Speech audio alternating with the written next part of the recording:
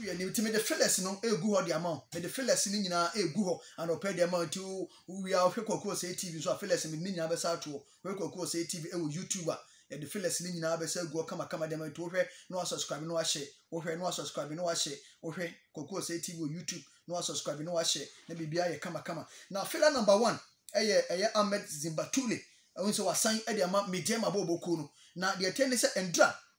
akoda no ekọ training grounds ewo media mabal Kofi Yesu ne omani abre toto ne mana Ahmed ekọ training grounds so but wanye training but enne officially enne Ahmed Tule betima start training e de ama eye media ma bobo eku no na the meeting say the contract no 1 year we say be no 2 years 1 year but subject to renewal depending on the performance no any say ono so na nije betima wie ne paye ewo ho no mo ene betima koso nti the free hoba no pay e de me yetiefo eno no ye wo eye takwa ne de ye nto aso nko eye nzima na ye nko be Karara United eno so de free hoba on se ebre bi tamatan fa ne ebietu be ye story bi wo ha ka kire mo se aduana fo ni abre person mo sign dia wusie tera because ono ne ma me ne papa nyina omo odoma ho echi omo akohia doma mpanyefo no makasa epesa akwa ne ba ema meka sika obeje nya na aka ne bosumi akatua ena akwakwa issue ikona 400 million de na doma hina na so betua sika ndi amano but na bosumi akatua ne issue but esi betima confirm say why na so be extending the contract e de ma Karara United bobo ko contract no aso anisa Dr. KK Sapon eni oru abentini akoda na tenase ena omo ne na kasa ena omo achichi no kufu e de ahye ne botom de say de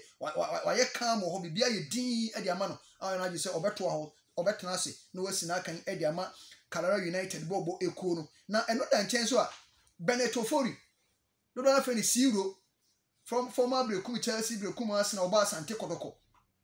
ebe boye en hye da mfasa otu kwan waba ubeka transfer meka chezo wasan de ama Karara United bobo ko no but ye start season obi anchen nka so bobi abo matches makoma ko 7 obi ante se zero bobi na the omni say 90c na emai enti na ontimi mobi enfama Karara United no but na ye betima confirm say ITC na ba bedu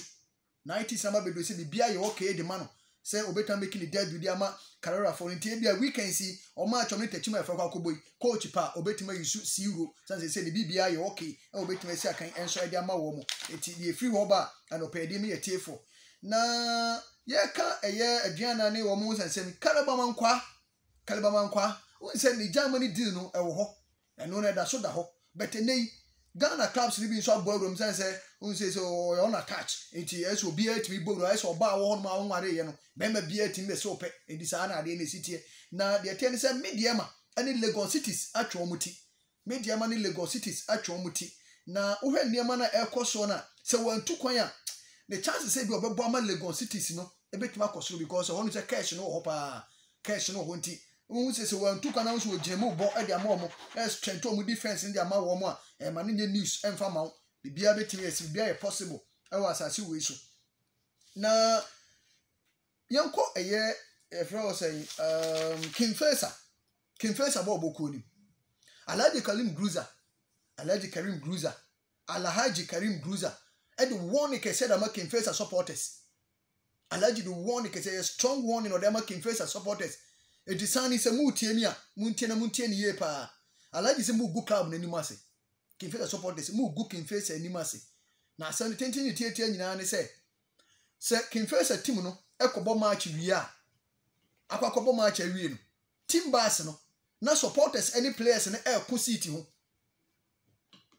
King Faisal supporters no any player na obobo abre wie no mo ku seat ho because supporters nya person mo join team bass no a inti ya pere masa okra ball no nya ade so na ma metna se okra ko jambia na ayeye wo da bia wo te benji sa ball wo nimbo wo ba gi seat aye de so ne entrance nti ase da bia na aya pere after so ma ball match awie e na laja hu se no e free na ekoi wo ye supporter wo fu ka akokohwe King Faisal match a e kwan na afa so akokohwe ye no fa sa kwan na abra ma supporter bia nkofo King Faisal team bass ni bi ma supporter bia enfo King Faisal team bass because mo ye de aniguase e da ka King Faisal bobo ko no ti eno so de free hoba no pay ye de eme ye tie fa ojuma de so as of folk woni sa chan tournament e be chance e wo ye minim sa chance bo da bench na chance e wo Cameroon na already did the Costa Papic aka kire eye esmemens se on furu yemhyen ko Cameroon no konko tenase no konko scout from House of Folk onko chan tournament na se konko tenase din no mfi ni se ya na onhwe tournament na no hu boys ni bia on ba House of Folk beta be boa because House of Folk ni abrese so muji league no mo ko African so mo ko DNT o me hia foreigners ni bi ewo team ni ye pa se de Randy Voka eye adwuma no o mfi so munya bi sa ne se eba ebetuma boy nko be ba se ebe Benjamin Kutidie ni bi no abeda do abagiska enti do mu nyina ya gani to pefe ye to ne yahwe ne wo so we ne modern bonu so ni ye ne ba ebetu abonto ru an furu wemisen na wonko Obi Junior ebe mix e Sharks match no ontimi mobi Sunday Michel Sapon enso sa nso 2 weeks Michel Sapon so hu ntimi ntono enti o mu nyina entimi emmobi na me tisa azufo kwakofa W Otando W Adrian assistant coach who say no ye physical trainer de House of Folk and we free House of Folk eba edubiase and we free edubiase call Adriana but me tise say we free Adriana say call House of Folk on ko assistant coach but ko physical trainer e de House of Folk boku no eti eno ne de metie say W Otando do ka say masokwadu 30 na twemu no oh kekan sempi no o ko ho na fa ko to ne dwumadi so House be free akra nyame ado machina akobo mo adwa wo ye Cape ahead of Sunday Omoni Sharks match say anumenu nsia eto mo kwa kampe e wo ye Cape wo asa akọ chese House for ni abre pap say House bo league match Sunday no wo Cape Thursday there na je say omoni abre on person ye bibi pesa consistency ye adwuma e wo team mi ye pa enya asam ketwa na Asante Kotoko bo boku ni ene Kotoko ni Hila ene ebo Ghana time at 1 p.m. Sudan time at 3 p.m. and a match ne ba so na yo amponsan na nura boys ne tete na no ademo pese me reason ya na ademo pese me reason ya na anna mo tete mi sa na ade na kwakwa ya ro husem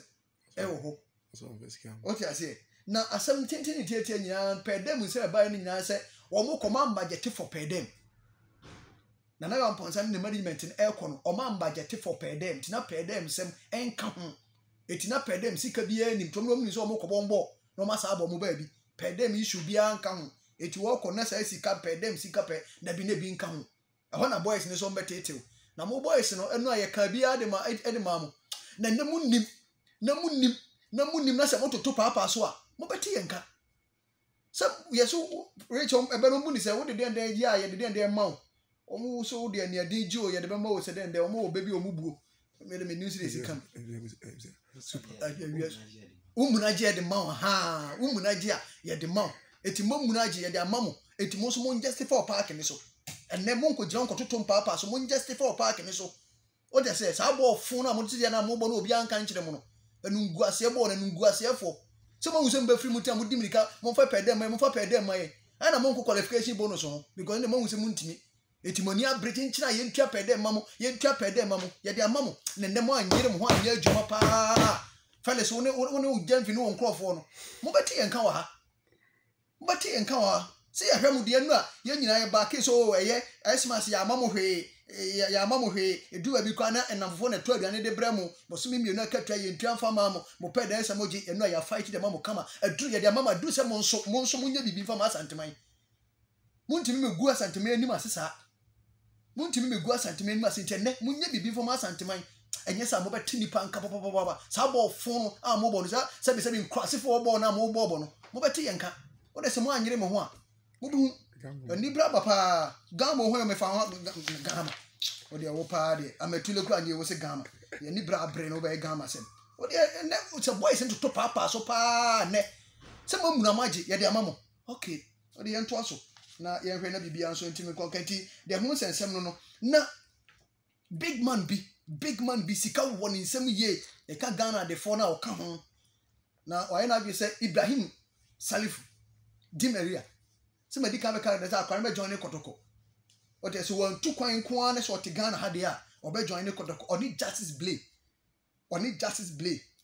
big man no panyi kase no sikani no ai na adwese kwa bia so ntamfele bia okwakofa sa ankoda ne mi so mesa be Kotoko Di Maria sa no ani boto de kofa Di Maria from Techima 11 Wonders aba no ho akotua de ma me dia ma no de justice blay so aba no munya ba besi akadama club ya se be team no won be so mo strength team ni ye but mafuto ba kwa me no makodo kofo nse mo so nipa ma ne kwa Cameroon ho nko pe bimra onko pe chan tournament onko onya striker mienu ba kwa ye defense no no for the shada nya big deal eti mo so mo penipa mo nko mo coaches na egu bench no fa akra sabi emfa so akra ni bi so mo nko coaches be for say ni nyina so eno so adepa akora we mo ye friends igni so fosu akora kito coaches akesi we nyina akora we timi punish mo sa anti mo ma ba kon so nko Cameroon no so nko monitor denta beko what you say denta no technical eye enye denta asem ko Felix eni bra papa what you say eni bra banti mo ma ba kon so nko monitor kotoko nko pe because e dey project ye boys na wo Ghana han no kwa ba ko pe omuntimi fa kotoko mo Africa nu ba bia uhia so obinya foreigners ne kakra o mo ya ade no o ma be page wo team na dem anti board no mo fa sa ade ni simo bo so mo kan kire empanyefo mo coach ba ko nkona mo ko pe players mienu $50,000 yi Victoria Adebayo nye $50,000 na interest for the turn na nya ye chan tournament wo foot tournament wo ha kotoko tena so man timi amfa etimu nko $50,000 mo timi nya strikers mienu a wo mo ye good ebi be free Mali ho no ma mbe nya bi Burkina ho Niger ho no mo be nya no ma be shetim mu kena na bibia konka etimu ntu sa na mo no ebetimi abo mo ye pa na de tell ni se kotoko ene omo match no anope ya de ban se Razaka Bele obeda post ni Christopher Nate ebe jani 2 ho na ma 3 ho no mo eye Moro Ibrahim ebe bo 3 ho no 4 and 5 eye Ismail Ganiyu eni Habib Mohammed Ismail Ganiyu ne Habib Mohammed 4 and 5 holding row ho no mo no abante ndi Emmanuel sa akode start wa benchi eye adum frimpon wa benchi adum frimpon ama Emmanuel sa akode start Latif Anabila ejinemu Godfred Esiama ejinemu Osman Ibrahim ejinemu Kwame Poku eni Emmanuel Jamfi amensa nsisu biem Razaka Belewa ejinemu Christopher Nate Moro Ibrahim Ismail Ganiyu Habib Mohammed Emmanuel sa akode Latif Anabila Godfred Esiama Osman Ibrahim Kwame Poku ena Emmanuel Jamfi we mo ene ye hwe anim se o betima start na bibia timi akoso na weekends so league matches e betima akoso mpanyi for the aba kodoko ni liberty match no o me se e bebo no Monday e joda e be 3 p.m. kodoko ni liberty Friday Lagos Cities ene Wafa 6 p.m.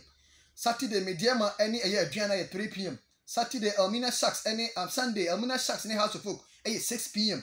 Brekum Chelsea ni Thailand e 3 p.m. Olympics ni Ice Gold e start time for mbeyi e 3 p.m. Dreams FC any aye drops aye 3 p.m. Be Chemnik Mfesa Sunday aye 3 p.m. Wonders ni Carrera Sunday aye 3 p.m. Na kotoko match na aye Monday 3 p.m. kotoko ni Liberty enso atima aye 3 p.m. ti adwuma na si ya minshira mo na onye obi akoma so ade kama enfoma ne mo chane so say annual Thanksgiving aye ade